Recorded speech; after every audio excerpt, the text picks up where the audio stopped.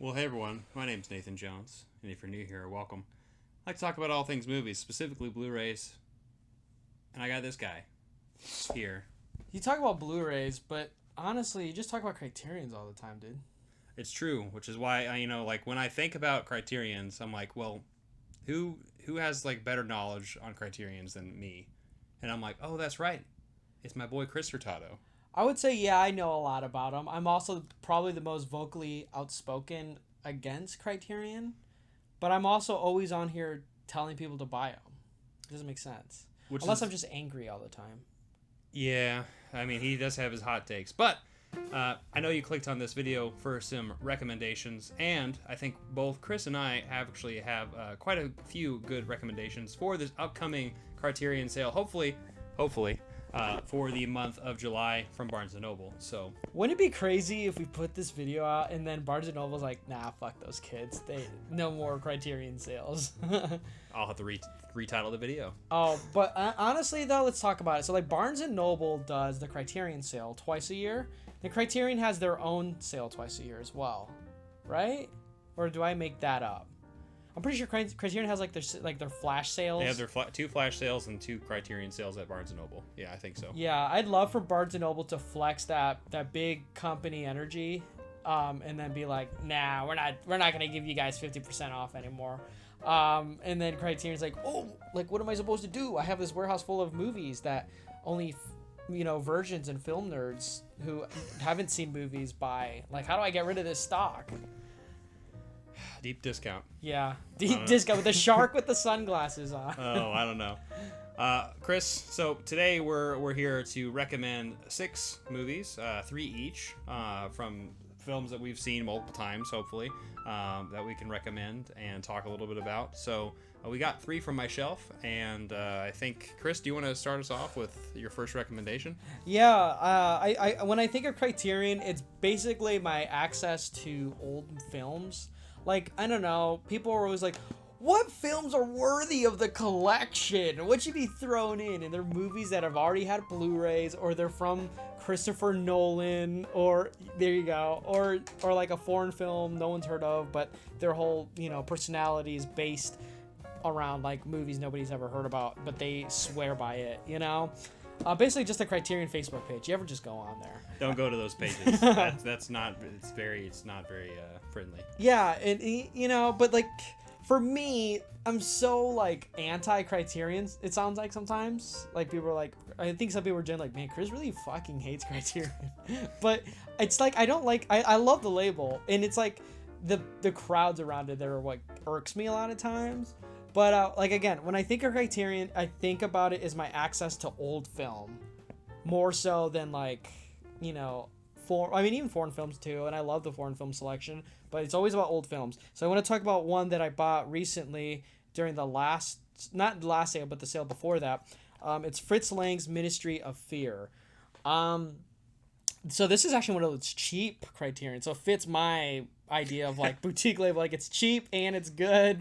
And it's from a label, like, all my check boxes. This was like $15 during the sale. But Ministry of Fear, so it stars Ray Milland, and it's in 1944. So this is a year before The Lost Weekend, a couple of years after Major and the Minor.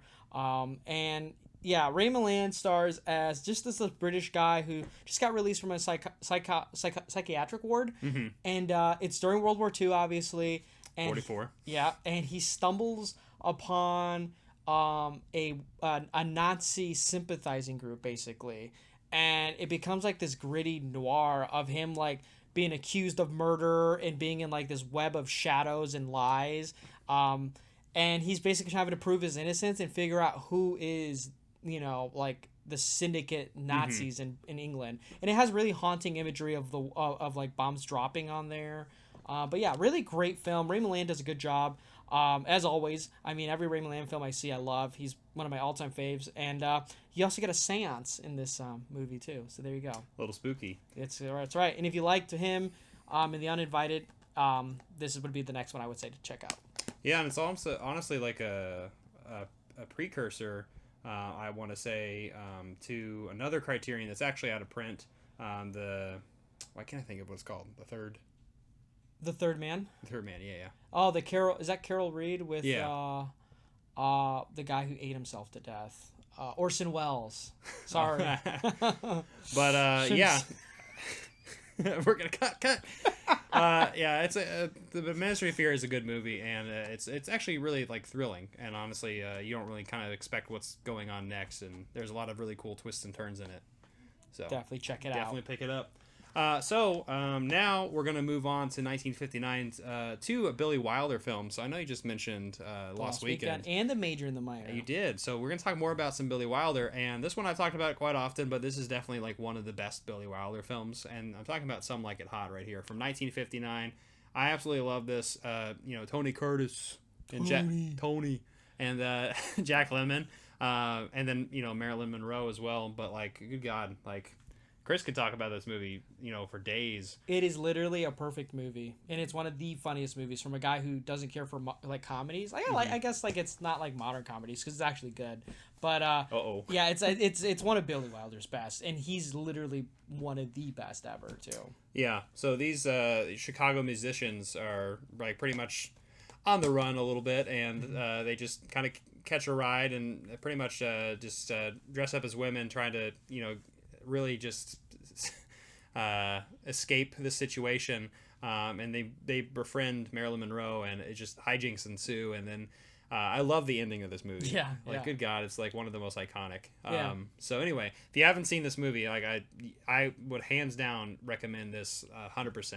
It's such a fun time. There's so many fun characters in it. There's so many great one-liners in it, and it's a very zany film, and it's very ahead of its time. So, yeah, I'd say Some Like It Hot.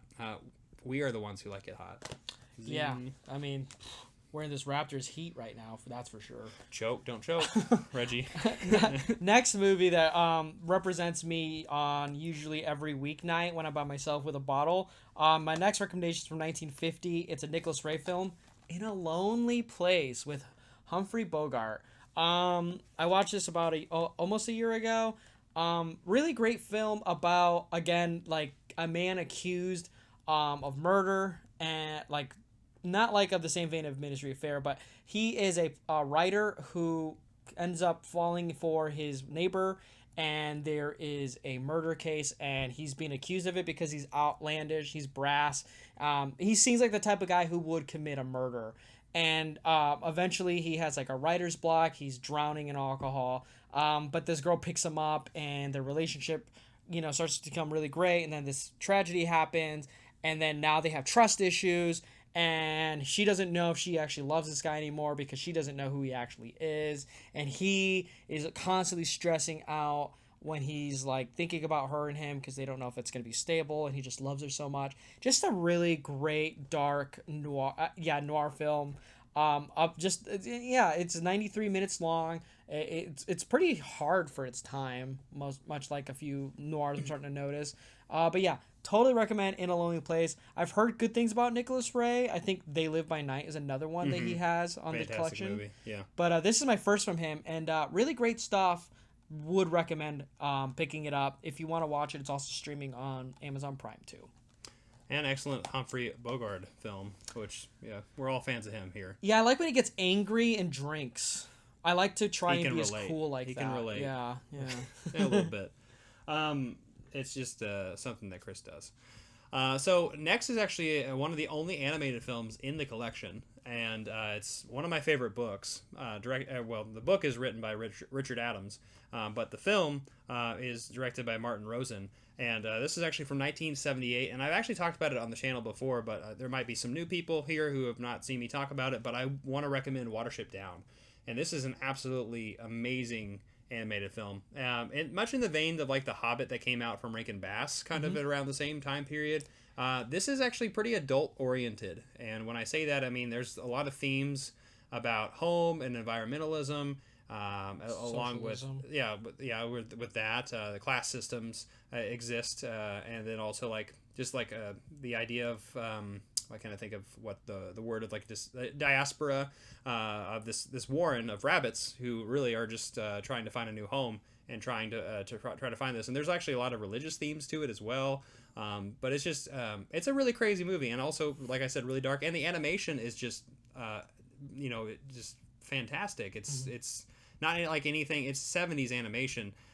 Great time for it. Yeah, and so it's just really wonderfully made, and I think it's wholly unique. And like I said, I think Criterion really definitely needs to jump more on board with the animation. I know that like one of Chris's favorites is Fantastic Planet, which is one of the other only animated films in the Criterion collection. I would really love to see more works in the collection. Yeah, love that movie. John Hurt is one of the voice actors in it. There's a few other pretty big British actors in it. But yeah, I love Watership Down. Crazy movie. 60s and 70s anime or animation is like some of my I love that era of animation. I just love animated films in 60s and 70s. Anything during that time, you get like Fritz the Cat, that Disney's. I mean, I know Disney's was falling off at that time. Aristocats, Sword and Stone. That I like that animation style. Yeah. But yeah, great. It's good. So highly recommend Watership Down, and also read the book too, because it's a great book. Yeah. Oh, those Lord of the Rings movies were animated during that time too. Yeah. Yeah. All right, last pick. This is like one that's essential. I just haven't gotten around to picking it up yet. I've seen both movies. Fantastic, rewatchable, and it's a newer release too. So for those who buy every single release and you missed it, here you go. Buy it in this next sale. Jackie Chan's Police Story 1 and 2. These movies are awesome. The first one in particular is so phenomenal. It's and it's a beautiful release. Yes. It's the first one has amazing stunts, great action, set pieces. Jackie Chan is like he's juggling being a martial artist and like a Charlie Chaplin type with his gags. And the story is real. It's almost like Michael Mann-esque in a way, where it's kind of like crazy and dark at times, but then it kind of evolves like to what like the big baddie of like martial arts movies would end up becoming. Right. And you get that also in Police Story 2, which continues right after, and this time with more explosions. More explosions. You get a really cool park brawl scene that's criminally underrated, I feel like, with the Police Story movies. But yeah, I would just, these movies are hard to get, and, a label like Criterion put them out. You have to grab them, I could see things like this. I mean, you see the Bruce Lee set, that thing got bought out quickly. You need to pick these up during this time because you don't know if they're always going to be there, and these are essential viewings. And also, they're fun too. They're really fun, even though it's foreign. And it has great translations for it as well with the Cantonese, and the audio's perfect, which is hard for these movies. Got to pick it up. Yeah, I would double on that. I actually watched those last year in June, actually, for a June exploitation for Jackie Chan. So next is a trilogy that I've talked about a million times, but I always want to bring it up because it's my second favorite trilogy of all time. It's directed by Richard Linklater, and I'm talking about the Before trilogy. So Before Sunset came out in 1995. Before Sunrise... actually, I just messed it up. Before Sunrise came out in 1995. Before Sunset came out in 2004. And in 2013, Before Midnight came out. And so what is crazy about this trilogy here, Ethan Hawke and Julie Delpy are the same characters in each of them. And they're actually separated by the time length. So 9 years apart, the story picks up on each of these films, which is just incredible. So it's actually about a romantic relationship between these two.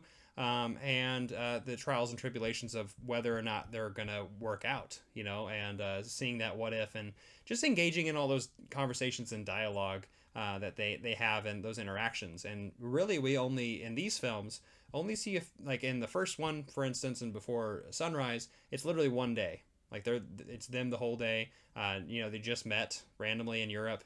And it's them trying to figure out, I was like, oh, wow, like, I really enjoyed spending time with you. Like, that's really weird. Like, this is a weird stranger. 9 years later, they meet up again. And they're like, oh, wow. I was like, I haven't talked to you in 9 years. And picks up from there, and it's more of like a what-if situation. And then Before Midnight, not to really give much away, but obviously things kind of worked out. And at this time, it's kind of like scenes from a Marriage, Ingmar Bergman film. It's a little bit more like they've been in a relationship for a while, and so now they're actually seeing like that trial, right? Seeing if they're actually going to be, if their fights are going to really end up in where, like, are they going to split up again, or like what's going to happen with their relationship? So all of that to say, watch this trilogy because it's just amazing. The dialogue, the attention to detail, and just the journey that these two go on is just something that'll make you cry. It'll make you laugh. It literally has all the emotions in it, and it's absolutely one of my favorite trilogies of all time. Yeah, I don't know why, but like, I'm trying to think. How do you say this? Depreciating relationships in turmoil and like aggressively violent films are like some of my most comfort films ever. Like deterring relationships and aggressively violent films. Just something about them is like a comfort blanket for me. But yeah, this was fun, man. I liked picking the 3 films that we definitely recommend y'all waste your money on because it'll be money well spent. And now we're gonna give you the top 3 worst movies in the collection, which is Blood Simple, Thin Red Line, and Carnival of Souls. Absolutely. All right, we need to cut this right now. All those movies are just fine. Don't listen to Chris. I want to say thank you, Chris, for popping in. To my Adobe, and we're talking about Criterion. Yeah, your room's like a sex dungeon, man. Like, thanks for having me in here again. I really appreciate it. And on that note, I'm not jonesing around. Ooh.